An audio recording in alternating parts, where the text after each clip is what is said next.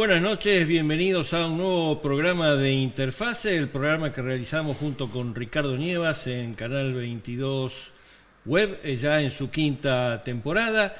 Para esta noche tenemos a un conocido de la casa, podemos decir, el arquitecto Juan Carlos Costoya. Bienvenido, Juan Carlos, ¿Qué ¿cómo tal? estás? Buenas tardes.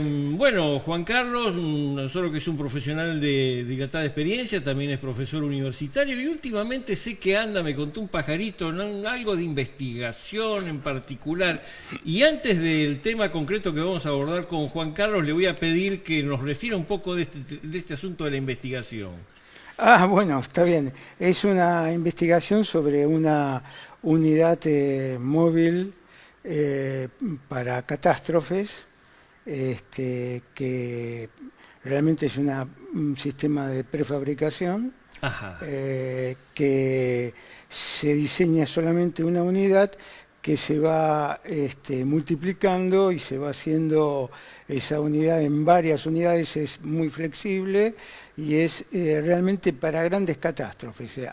Alberga a todo el equipo forense, va a albergar desde fotógrafos hasta los médicos forenses, Sí. y cadáveres, por supuesto, de la catástrofe, ¿no? Bueno, gracias por el anticipo, No, por Juan favor. Carlos. Yo sé que eso está ahí en un desarrollo, luego habrá las presentaciones que correspondan y seguramente puede ser un tema para próximo programa, que Sí. con gusto haremos también el anuncio de esto que está trabajando Juan Carlos y otra gente profesional como él. Con Juan Carlos Costoya, arquitecto, vamos a desarrollar el tema de causas del colapso en un edificio. Obviamente tenemos una referencia cercana, el reciente colapso en la ciudad de Miami del Champlain Tower, ¿no es cierto? Nos vamos a estar también refiriendo a ese desgraciado evento adverso. Así que, Juan Carlos, causas para para que la estructura de un edificio falle, para que colapse.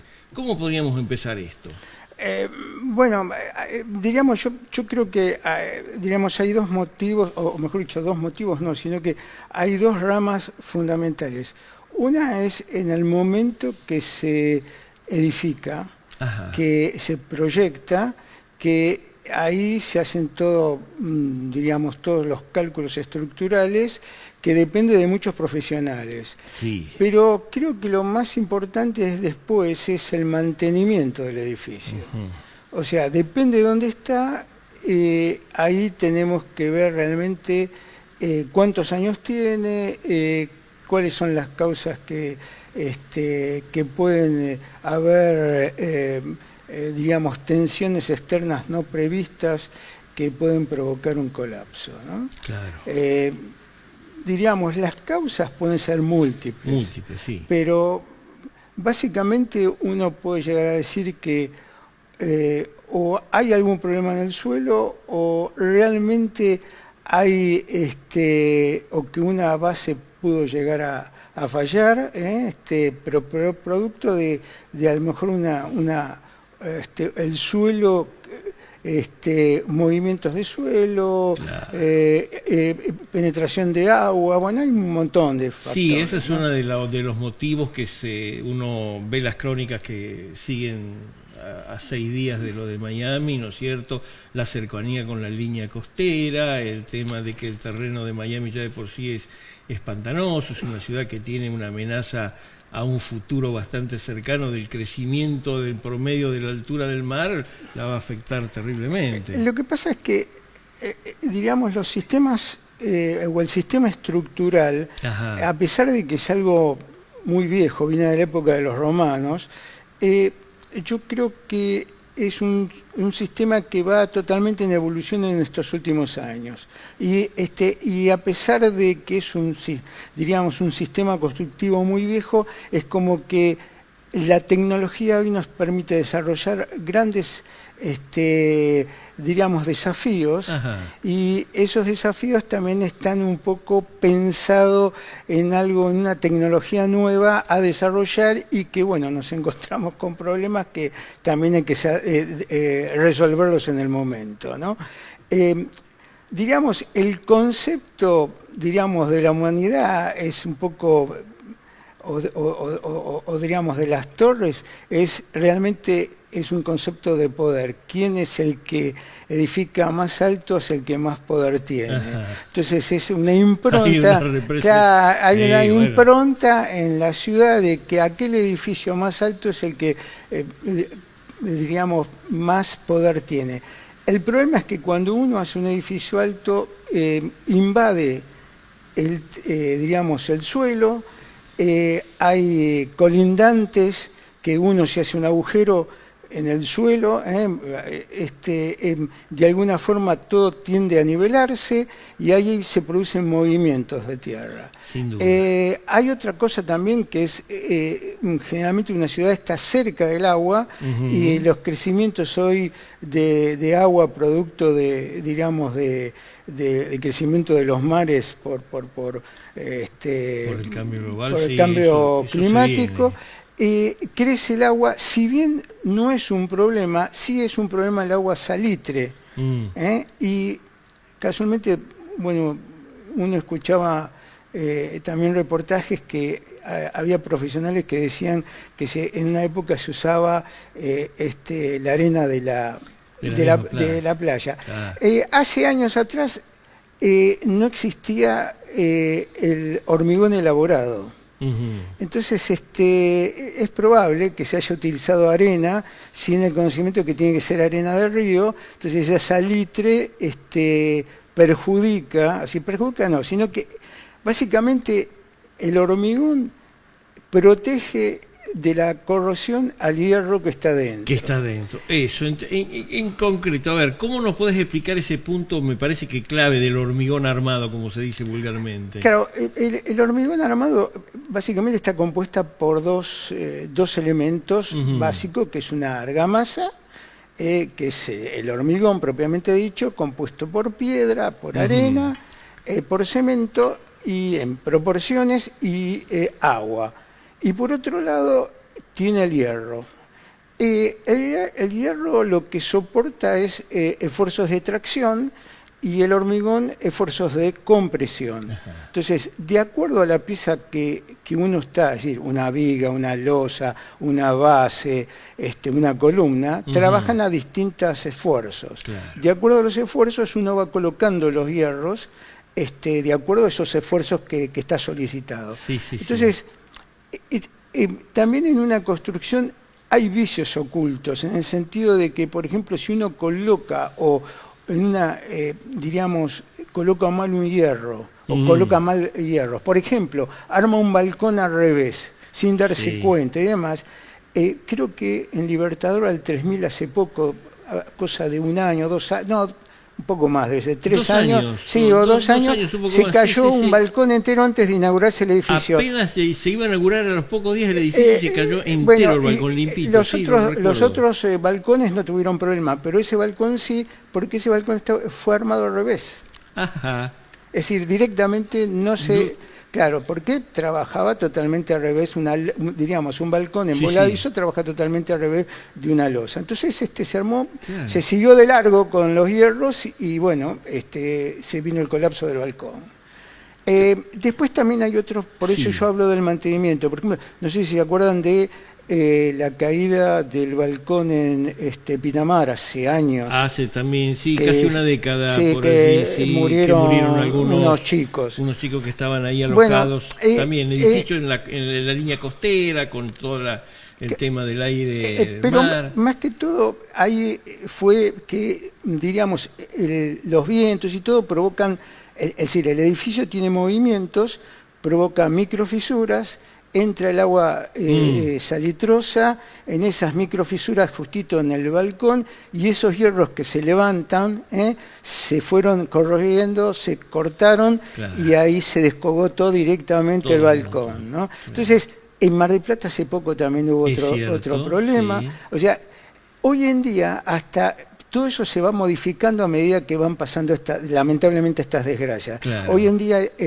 digamos, el código diríamos, no, si bien favorece no al balcón, sino favorece al semicubierto.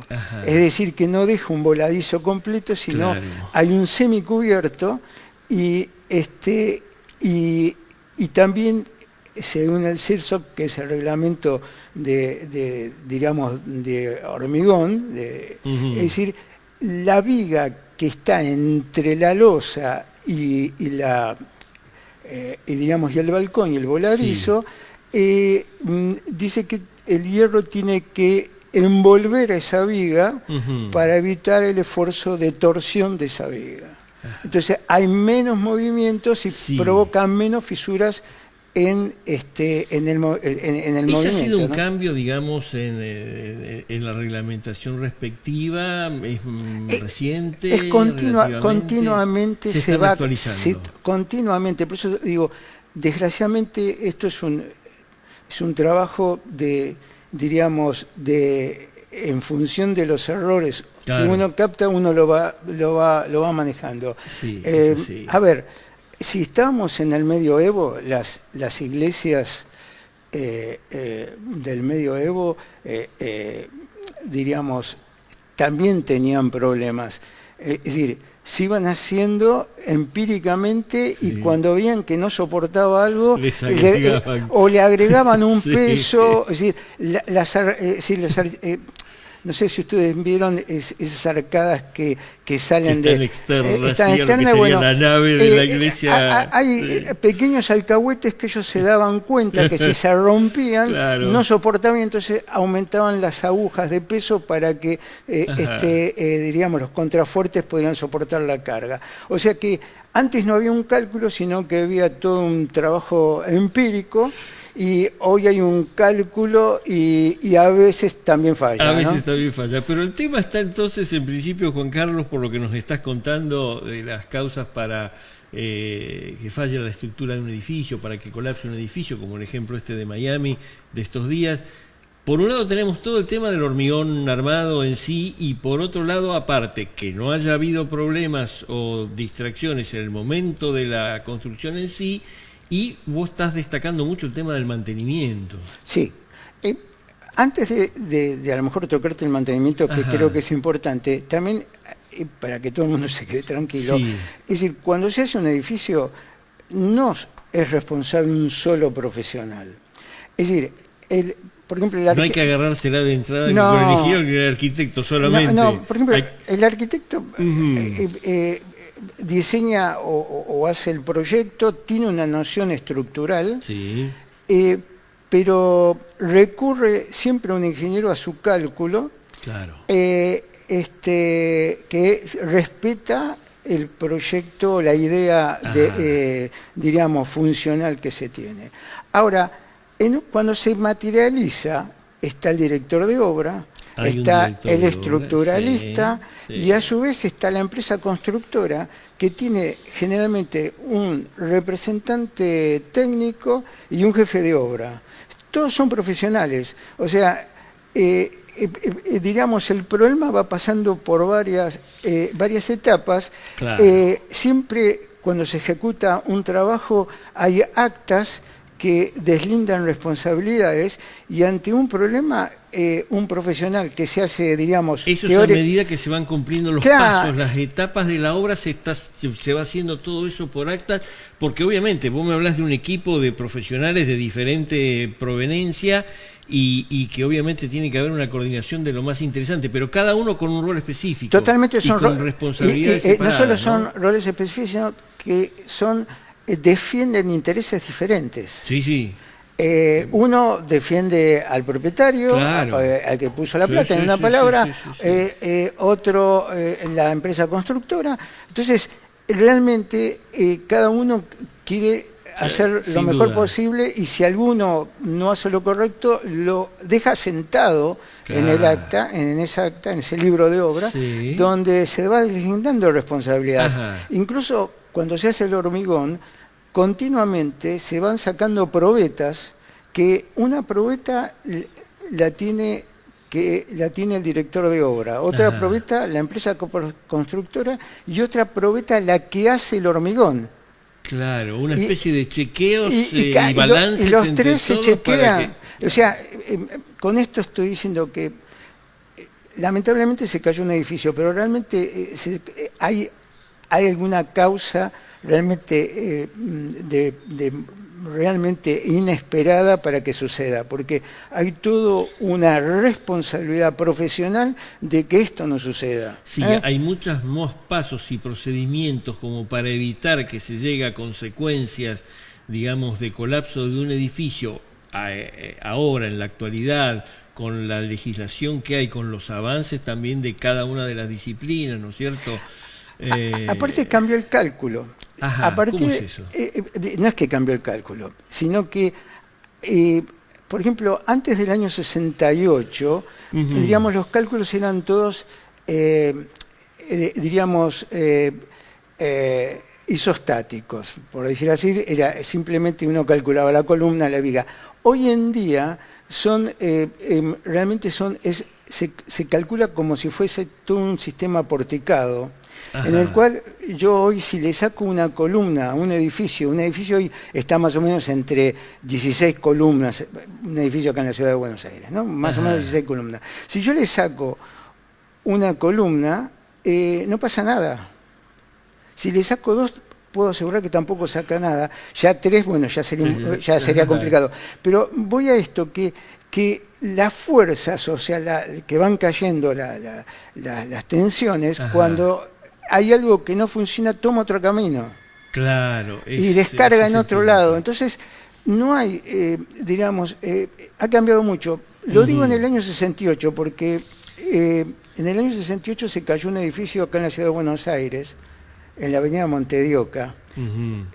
Yo era, ahora que lo estamos hablando me voy acordando, yo era estudiante en el secundario y me acuerdo que el director del colegio me llevó a sacar, digamos, él sacaba las probetas de los hierros, sí, porque él era perito de parte. Ajá. Y me acuerdo que había ido en ese momento al colegio Otto Kraus y sacábamos las probetas y las traccionaba y hacíamos todo. Sí, me acuerdo, era muy interesante.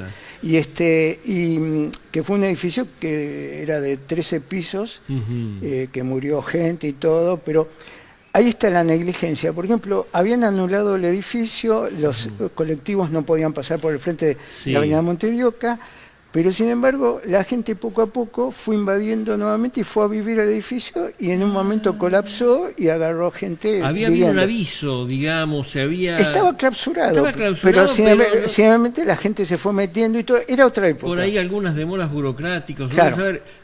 Algo similar pasa ahora en este caso, porque hay gente que dice que ya se habían advertido rajaduras, que había problemas, que un profesional dijo algo que después se desdijo. Eso es por lo que llega de las crónicas de lo de Miami. Pero evidentemente, como decíamos hace un ratito, el tema del mantenimiento también es clave. Claro, porque el hierro tiene, digamos, de todo lo que sea ferroso, de alguna forma, sí, se produce una oxidación. Sí. La oxidación... hay, en el caso del hierro dulce, que es el que estamos hablando, es totalmente escamoso. Ajá. Entonces, cuando entró, digamos, el salitre, lo que provoca es digamos, el hinchamiento y la explotación, explota, sí, es decir, el hormigón, claro, y se desgrana. Sí. Entonces, es ahí donde, y se pone más todavía.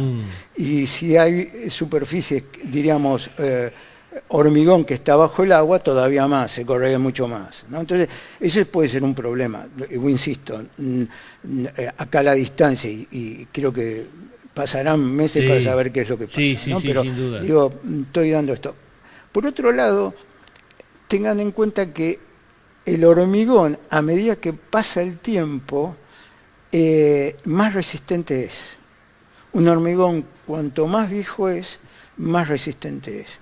El tema es que tiene que estar bien hecha la cobertura. Claro, hay varios agregados, digamos, para que esa resistencia que va lo que se llama un buen curado del hormigón, ¿no? Ajá. También están fallas digamos, a veces en la construcción, que a lo mejor se dejan lo que se llama nido de abejas, o sea, uno al hormigonar no hay un buen asentamiento, un buen vibrado del hormigón y quedan hierros a la vista. Sí, o a veces problemas. Yo me acuerdo, ya hace muchos años fui a ver un hospital colapsado en Chile, al sur de la región metropolitana, y me acuerdo que me mostraban en las columnas, ¿no?, justo donde se había corrido, digamos, la columna se rompió así como si lo hubieran cortado, se había desplazado las 2 plantas que había arriba del hospital, y nos decía la gente de allí que eso se había ido porque en el momento que estaban hormigonando esa columna hubo un parate, hubo un intervalo allí que afectó después la continuidad, y la gente nos mostraba claramente todas las columnas estaban cortadas a la misma altura. Bueno, pero por ejemplo hoy la tecnología nos permite que yo puedo pegar el hormigón.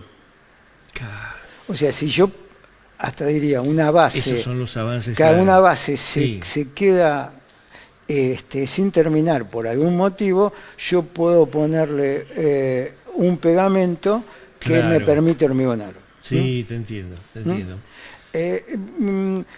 También hay otro problema que es en la parte de submuración. Con un edificio yo lo tengo que hacer excavaciones. Sí. Yo al lado generalmente tengo otro edificio. Depende cómo esté.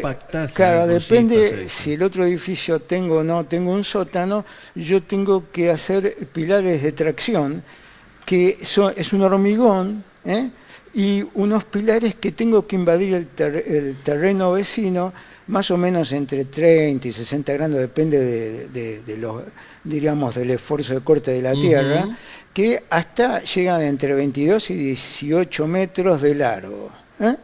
Y yo voy a hacer un anclaje de ese hormigón, de ese tabique. Ahora, antiguamente, cuando pasaba eso, nadie lo quería decir porque el vecino es capaz que no daba permiso. Hoy el reglamento cambió y se puede hacer. El reglamento está actualizado. O sea, por eso digo, cómo se va cambiando en función de todo lo que fue pasando. Incluso antiguamente las submuraciones capaz que iba y se abría toda una medianera, llovía y esa medianera es capaz que quedaba al aire y caía. Hoy en día no se permite más de 2,5 metros abrir, se abran lo que se llama en trincheras, o sea, se hace una submuración, se deja una, se deja otra y se hace otra, y así se va haciendo todo a lo largo, y después que se hormigonó se hizo el anclaje con digamos el pilar de tracción, ahí se hace la otra y continuamente, y así se va avanzando. Claro, no todas juntas, sino así por pedacitos y después se complementa. Por eso es tan complicado la submuración. Incluso también hablando, en una oportunidad, haciendo una submuración, nos encontramos con un canal que hasta en ese momento Argentina no sabía ni que existía, y con su destada nos entraba agua y se inundaba todo el predio, se inundó todo, y teníamos que trabajar con 8 bombas porque estábamos para extraer el agua. Juan Carlos está hablando de un fenómeno típicamente de la ciudad de Buenos Aires, que cuando hay sudestada, el viento que proviene del este en el Río de la Plata tira el agua, la desplaza hacia la costa y medio como que embanca, y eso hace obviamente subir las napas y retiene toda escorrentía que haya de aguas superficiales. La costa de la provincia de Buenos Aires y la costa de la capital, cuando hay sudestada, sufre una inundación así bien en la línea de la costa, es frecuente, es claramente conocido el fenómeno. El opuesto es cuando viene el viento pampero, que aleja las aguas de la costa y se ve tranquilamente el fondo, la playa, pero por centenares de metros. La verdad que da para como que sigamos charlando muchísimo, pero me gustaría, Juan Carlos, un aporte que es el punto de cómo se está construyendo mucho y sobre líneas costeras. Ahora tenemos el ejemplo de Miami, pero más cercano, y tú lo debes conocer, tenemos en Rosario con un desarrollo que se llama Puerto Norte, que había un plan maestro en su momento que después fue sucesivamente desvirtuado, y donde había determinada altura de edificio para edificar, hoy hay torres que triplican la altura permitida originalmente. Todo lo que hablaba de espacio urbano quedó desvirtuado, y eso se produce en muchos lugares, no necesariamente en la costa de ríos como es el río Paraná en Rosario, sino Costa del Mar, Mar del Plata, Miami y demás, sino que hay claramente un tema de mercados y de especulación inmobiliaria que lleva a que tratemos de construir al máximo posible la mayor cantidad de metros cuadrados para obviamente después comercializarlos. Me gustaría tu aporte acerca de cómo sería todo este tema de la construcción en relación a una sostenibilidad, digamos, de la trama urbana. Bueno, el tema es que yo creo que las ciudades, a medida que van creciendo, de alguna forma van muriendo. Ajá. Es decir,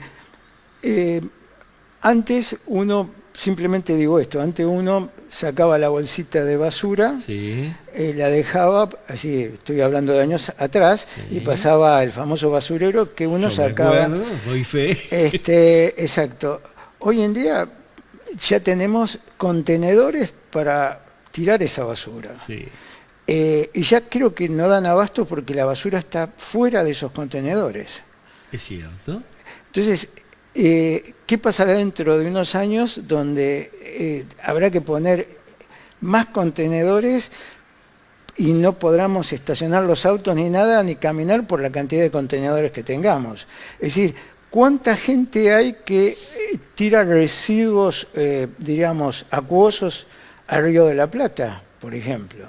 Es decir, ¿hasta qué punto las plantas pueden llegar a ser potables? Entonces, yo creo que se ha perdido un poco la escala urbana. Ese es un punto clave. Hay una escala urbana que claramente en muchos lugares ha sido radicalmente cambiada y obviamente las consecuencias se perciben.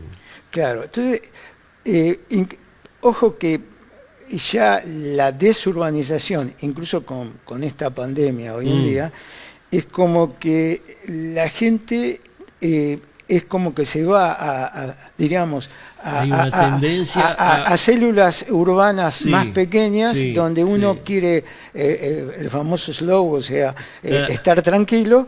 Y hoy en día, gracias a la pandemia y la comunicación, se crean centros urbanos más escala humana. Sin duda, hay una desconcentración de lo que es el centro de la ciudad, es compacto, altamente edificado, con multitudes que llegan permanentemente, están durante un determinado horario y luego salen.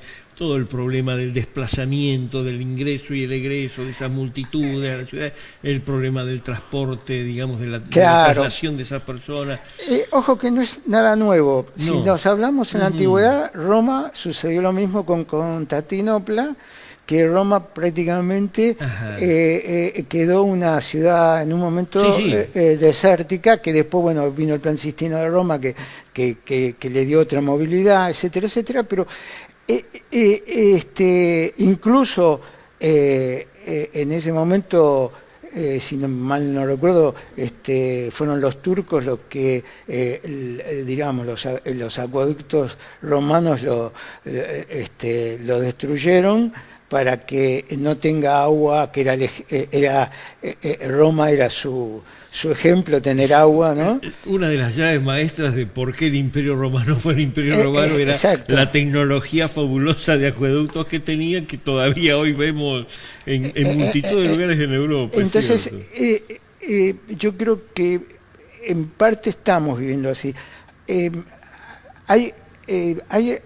Europa hay ciudades chicas donde ya se han percibido esto y hay un cambio, digamos, un cambio en el cual, digamos, el hombre tenga que caminar la ciudad y no, digamos, no transitarla vehicularmente. Es decir, se inclina más por el, digamos, por el vehículo, digamos, digamos... caminar, ir en bicicleta, en vehículo público y en última instancia un vehículo, digamos, con el cambio que también estamos teniendo en la tecnología del automotor, ¿no es cierto? Claro, ya vamos al eléctrico, sí. Dejamos el combustible fósil de lado. Ojo, todo es muy lindo, pero tiene sus problemas también. ¿Dónde vamos a colocar las baterías de litio? Bueno, interesante. O sea, Juan Carlos, se nos está acabando el tiempo. Un comentario final redondeando este tema. La relación entre, digamos, las causas de colapso y, digamos, esta relación con la sustentabilidad de la trama urbana, ¿no? Es decir, yo creo que los códigos nuevos están medio contemplando esto. Si nos vamos al código de la Ciudad de Buenos Aires, en parte no se pueden edificar grandes torres, sino que se ha bajado la densidad, producto a lo mejor del impacto, que se dan cuenta que habría que hacer toda una red cloacal nueva. Entonces se ha bajado solamente en los corredores amplios. Sí hay edificios un poco altos, pero estamos hablando de 22 metros, o sea, no es una altura descomunal. Hay torres digamos, en ciudades como Dubái, que casi estamos en los 700 metros, o sea, acá 22 metros. No es nada. Si no hay excepciones y por otros motivos o algo así, respetando eso, tendríamos una trama sustentable y obviamente no solo la parte constructiva en sí, que vos has puntualizado cómo eso progresa permanentemente, los cuidados que se tienen y las responsabilidades, digamos, individuales de cada profesional, pero con ese sistema de chequeos y de balances, permitiría asegurar entonces que sería una excepción el colapso de un edificio, ¿no? También no nos olvidemos que el mantenimiento, hoy rigen normas, también no está medias laxas están, pero normas de control. De control. Por ejemplo, balcones, control de fachada, la 427. Sí. Reglamentos que me dicen si un ascensor funciona o no funciona, cómo, que si está o no en orden. Está también, diríamos, los edificios que tienen, diríamos, otorgado que también quedó medio ahí, pero se le otorgó el pase verde, o sea que la construcción verde que me permite a mí decir si tiene una construcción de ahorro energético. Claro, si están en evolución esas cosas. Bien, Juan Carlos, la verdad que un gusto a todos nuestros seguidores en Interfase. Obviamente, ya con el anuncio que hizo al comienzo del programa acerca de una investigación que está desarrollando el arquitecto Juan Carlos Costoya, nuestro distinguido invitado de esta noche, a quien le damos muchas, pero muchas gracias por haber concurrido con nuestro programa. Lo tendremos nuevamente pronto, el tema da para mucho más. Y a todos ustedes, muy buenas noches, hasta un próximo programa de Interfase. Gracias a toda la gente de Canal 22.